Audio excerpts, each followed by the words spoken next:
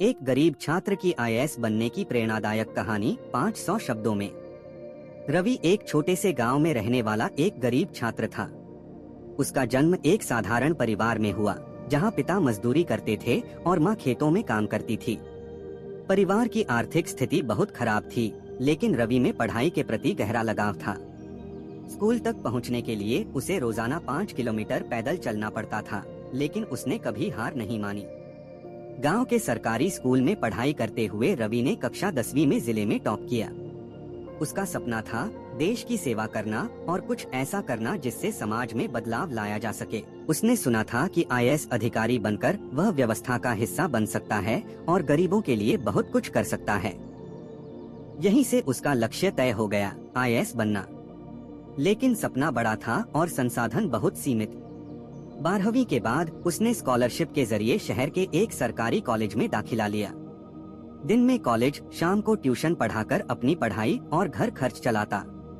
उसके पास न तो महंगे कोचिंग क्लासेस के पैसे थे, न इंटरनेट का अच्छा साधन। लेकिन रवि ने हार नहीं मानी। उसने पुराने नोट्स, सरकारी किताबें, इंसर्ट और ऑनलाइन मुफ्त संसाधनों का सहारा लिया।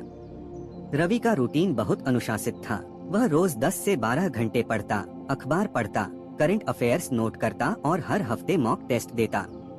कई बार थकावट, भूख और तानों से हिम्मत टूटती, लेकिन माँ की एक बात उसे हमेशा याद रहती, बेटा, मेहनत कभी जाया नहीं जाती। पहले प्रयास में वह प्रारंभिक परीक्षा पास नहीं कर पाया, लेकिन उसने अपनी गलतियों से सीखा और दोबारा तैयारी शुरू की। दूसरे प्रयास में उसने प्रीलिम्स, फिर मेंस और आखिर में इंटरव्यू भी पास कर लिया। जब यूपीएससी का रिजल्ट आया तो पूरे गांव और जिले में खुशी की लहर दौड़ गई। गरीब मजदूर का बेटा अब आईएएस अधिकारी बन गया था।